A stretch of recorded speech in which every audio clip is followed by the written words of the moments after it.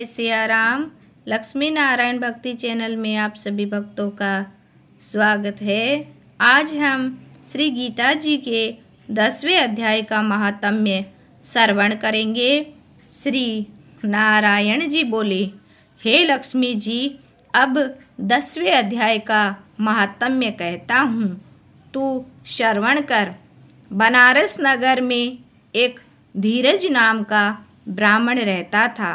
एक दिन शिवजी के एक गण ने उस ब्राह्मण को मरा हुआ पड़ा देखा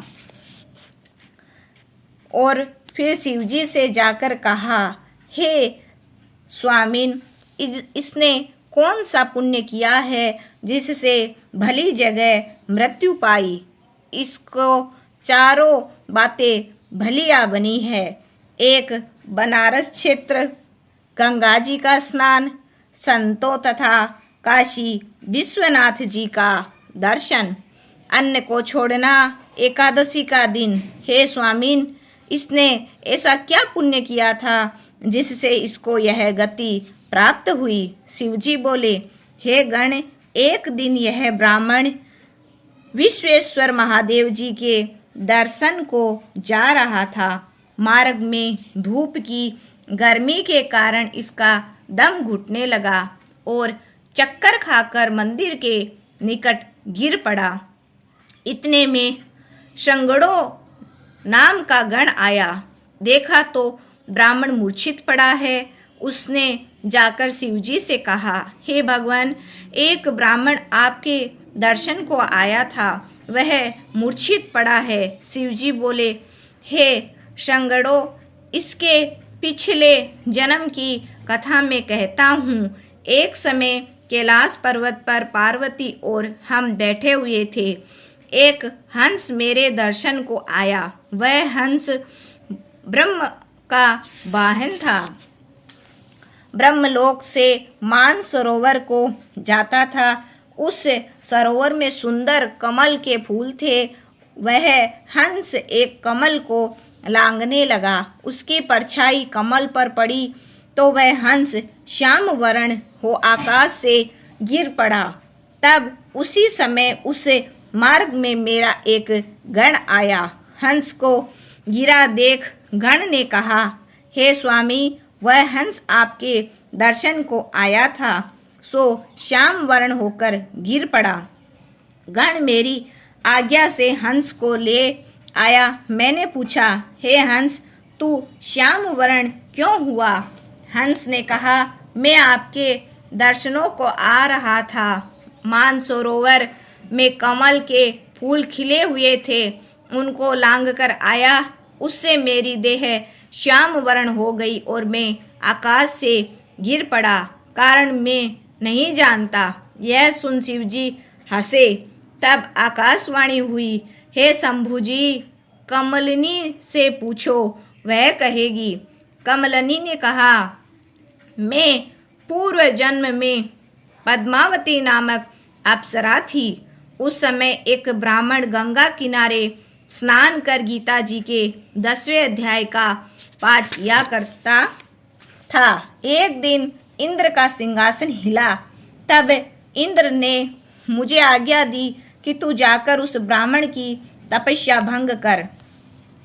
आज्ञा पाकर मैं उस विप्र के पास गई। उस विप्र ने मुझे श्राप देकर कहा, अरे पापिनी, तू कमलनी हो जा।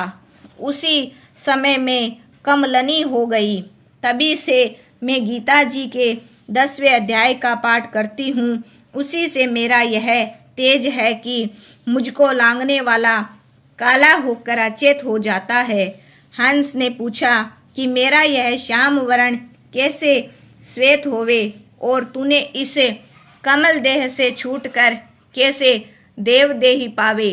तब कमलनी बोली, जब कोई श्री गीता जी के 10वें अध्याय का पाठ सुनावेगा तब उद्धार होगा। तब एक ब्राह्मण ने सरोवर से स्नान कर गीता जी के 10वें अध्याय का पाठ किया और उस हंस तथा कमलनी ने सुना।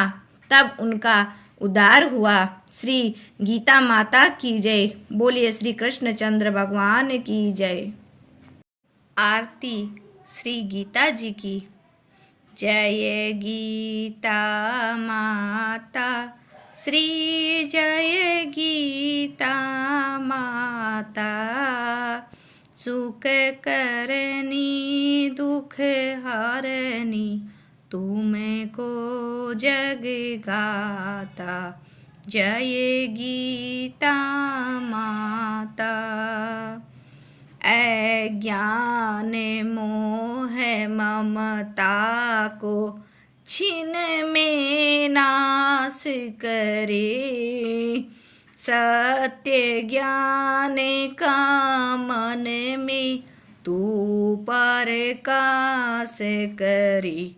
जय गीता माता। शरण मेरी जो आवे, तेरी मति ग्रहण करे।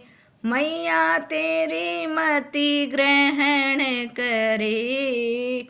पाप ताप मिट जावे, निर्भय सिंधु तरी। जय गीता माता। रण क्षेत्र में अर्जुन जब शोकाधीर हुआ, कर्तव्य कर्म तज बैठा, बहुत मलिन हुआ। जय भगवत गीता। तब कृष्ण चंद्र के मुख से तुमने अवतार लिया। तत्व बात समझा कर उसका उद्धार किया।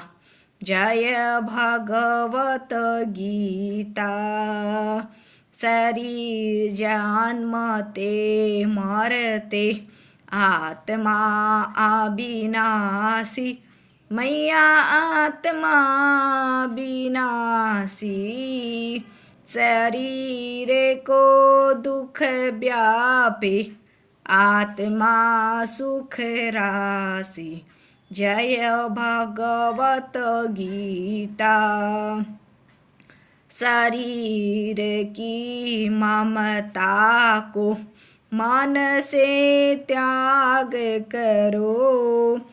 आत्म ब्रह्म को चिन्हो से अनुराग करो। जय भगवत गीता। निष्काम कर्म नित्य करके जग का उपकार करो। मैया जग का उपकार करो। फल वांछा को त्यागो, सद्व्यवहार करो। जय भगवत गीता। मन को वश में करके इच्छा त्याग करो। निष्काम जग में रह कर हरि से अनुराग करो। जय भगवत गीता। यह उपदेश तेरे जो नर मन में लावे, भगवान भव सागर से वह क्यों न तर जावे। जय गीता माता। जय गीता माता। ओ मैया जय गीता माता। सुख करनी दुख हरनी, तुमको जग गाता। जय गीता माता। बोलो श्री कृष्ण चंद्र भगवान की जय।